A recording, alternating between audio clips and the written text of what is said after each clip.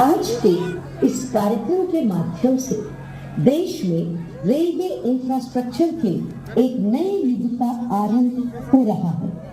आइए देखते हैं प्रधानमंत्री जी द्वारा देशवासियों को दी जा रही रेलवे परियोजनाओं की सौगात पर बनी एक लघु फिल्म। भारतीय रेल, जिसे लेकर महज एक दशक पहले तक एक आम धारणा थी कि इसमें बदलाव और सुधार। शो के प्रायोजक है मां भवानी डेकोर प्राइवेट लिमिटेड, मतलब a complete floor solution, new 0 mile Dadar road Muzaffarpur. भी है ना, अब पूरा यहाँ से वहाँ तक बाकी इनको पूरा पता है।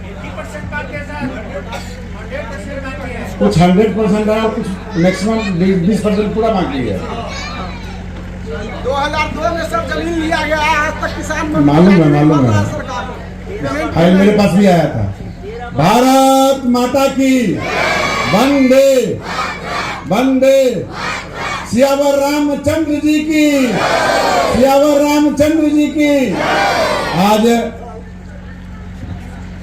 554 रेलवे स्टेशन का पुनर्विकास योजना के कार्यक्रम में उपस्थित हमारे मुजफ्फरपुर लोकसभा के प्रिय सांसद बड़े भाई अजय निषाद जी, मंच पर सांसद प्रतिनिधि हमारे मित्र हमारे भाई प्रवीण जी, मंच पर उपस्थित हमारे विधानसभा के प्रभारी उमेश पांडे जी, इस मंडल के अध्यक्ष भाई संजीत सहनी जी, सामने बैठे हमारे दोनों भाई मास्टर साहब बल्लभ जी, कमलेश जी, वरुण जी, महेश राय जी, जगन्नाथ जी, जगन्नाथ शाह जी, जगन्नाथ सहनी जी, राम भरोज जी, सभी को मैं पहचानता हूं।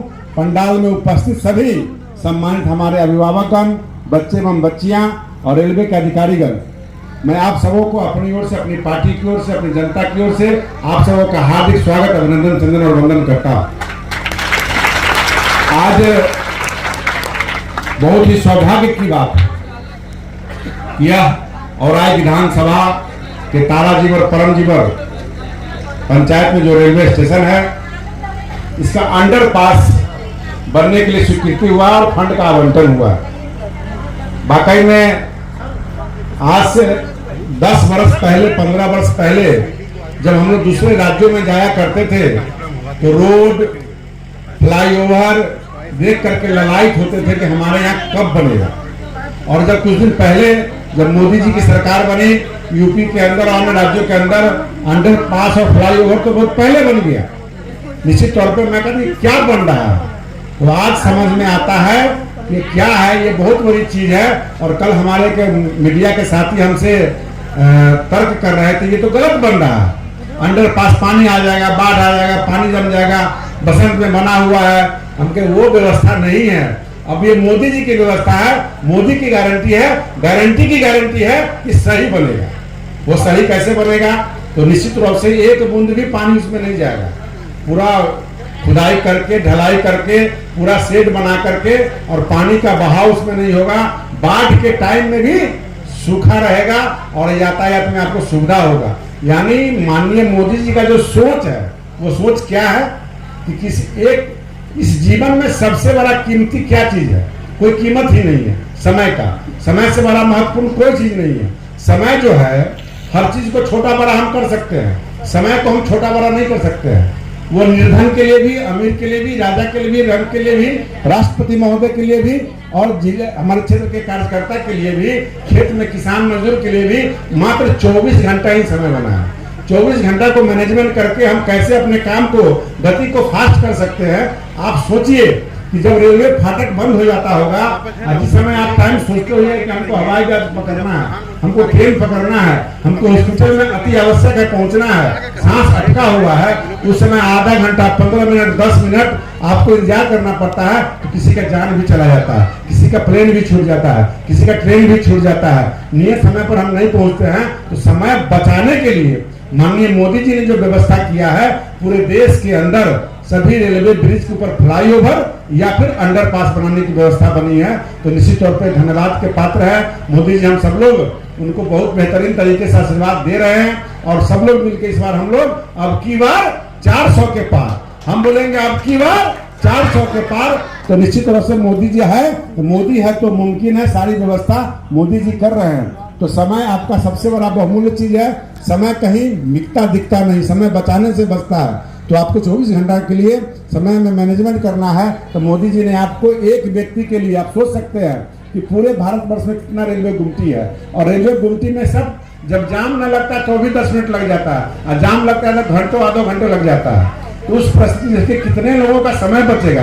ये छोटी छोटी बातों को सोच के मोदी जी ने कि देश का विकास तब संभव है कि हर व्यक्ति के पास हर तरह का किरण पहुंचे, रोशनी पहुंचे, व्यवस्था पहुंचे, पीछे जो बैठा हुआ व्यक्ति है उसको लाभ मिले, ये मोदी जी सोचते हैं। तो मोदी जी ने आप लोगों के लिए सब कुछ कर रहे हैं, तो निश्चित तौर पे आप बेफिक्र रहें। मोदी है तो मुमकिन है, मोदी है तो गारंटी है, हर व्यवस्था हर साधन आपके पहुंचेगा।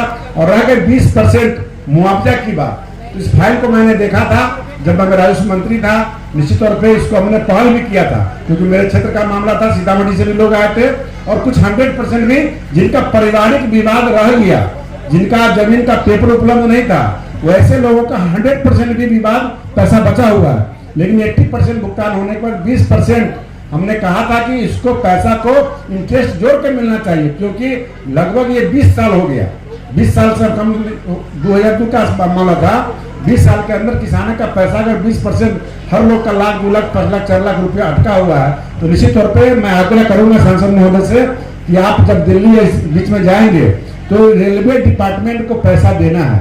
बाकी जितना पैसा है वो बढ़ चुका है, बाकी जिन लोगों का 100% नहीं मिला है वो ट्रेजरी में रुपया जमा है, इनका विवाद सॉल्व होगा और वो पेमेंट होगा। 20% का आवंटन होगा तो बिहार सरकार उसको बांटेगी। जिला भोजन जो विभाग इसका है, राजस्व विभाग का अधीन आता है, तो वो पैसा बांटेगा। और इसलिए सांसद जी प्रयास करेंगे, एक लिखित आवेदन पहले भी दिए, आज भी दीजिए इनको, ये जाकर के प्रयास करेंगे कि पूरे बिहार का ही मामला नहीं है, पूरे देश का मामला है। और ये सब जगह 20% काम हो जाता है, लोग भूल जाता है, फाइल ठंडा अवस्था में चला जाता है। तो आप अपने क्षेत्र का जो बात करेंगे उसमें और लोगों का भी उद्धार होगा। तो मैं आग्रह किया हूँ, निश्चित रूप से ये काम कराने का प्रयास करेंगे। समय कम है, प्रधानमंत्री जी भी आने वाले हैं, तो आप लोग को बहुत बहुत धन्यवाद, आभार। इसी तरह विकास का किरण औराई में दिखा है, आगे भी दिखेगा, चाहे बिहार सरकार का विकास हो चाहे भारत सरकार का हो, डबल इंजन की सरकार है, आगे सब काम होगा। बहुत बहुत धन्यवाद।